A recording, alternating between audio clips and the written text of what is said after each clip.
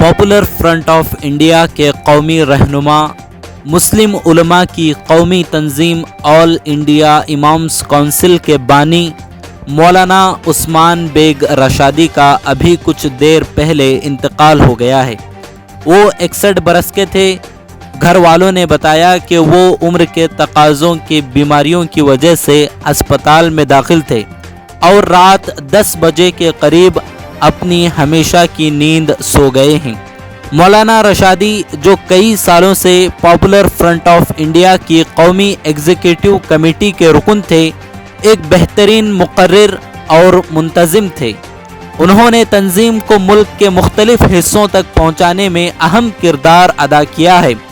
मौलाना fascist ताकतों के खिलाफ मुसलसल आवाज़ उठाते रहे हैं और मुस्लिम कम्युनिटी में उनके हुकूक के बारे में शऊर बेदार करने के लिए काम भी किया है। एक मुमताज़ मजहबी स्कॉलर मौलाना रशादी साहब ने एक तवील अरसे तक हरी मस्जिद शिवाजी नगर बेंगलुरु में इमाम के तौर पर खिदमात अंजाम दी हैं।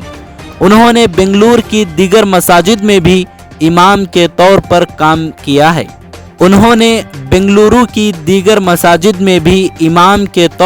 काम किया है। मौलाना रशादी ऑल इंडिया इमाम्स काउंसिल के बानी सदर भी थे। वो एक मुमताज़ आलिम दीन थे जिन्होंने अपनी ज़िंदगी अल्लाह की राह में वक्फ कर दी थी।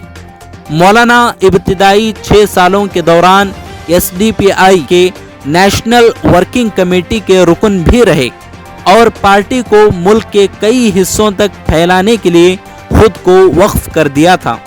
उनके काबिल एतमाद महारत ने अवाम को अपनी तरफ मुतवज्जे किया, जिससे पार्टी के साथ अच्छी तादाद में अरकान जुड़ते रहे। एक मुतहर्रिक शख्सियत होने के नाते मौलाना उस्मान बेग साहब ने बहुत सी तंजीमों में कम्युनिटी और इंसानियत की खिदमत के लिए सरगर्म अमल थे और मौजूदा हिंदुस्तान के हालात पर गहरी नज़र रखते हुए चंद किताबें भी तसनीफ़ की हैं, जो यकीनन नई नस्ल और मदारिस से पढ़े हुए उलमाए कराम के लिए मशअले राह यानी रास्ते का चराग हैं। मौलाना उस्मान बेग रशादी की मौत हिंदुस्तानी मुसलमानों के लिए नाकाबिले तलाफ़ी नुकसान है।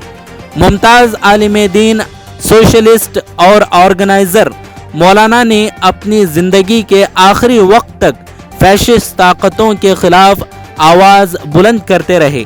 उनकी मौत से मुल्क ने अपने एक अजीम रहनुमा को खो दिया है। यकीनन उनका इंतकाल मुआशरे और उम्मत के लिए बहुत बड़ा नुकसान है। मैं पूछना चाहता हूँ, क्या फैसिस्ट सिर्फ RSS और BJP है? नहीं, कांग्रेस भी फैसिस्ट है। इन जालिमों, इन गद्दारों और इन देशद्रोहियों के नाम लेने की किसी में जुर्रत नहीं थी। ये पॉपुलर फ्रंट ऑफ इंडिया है जिसने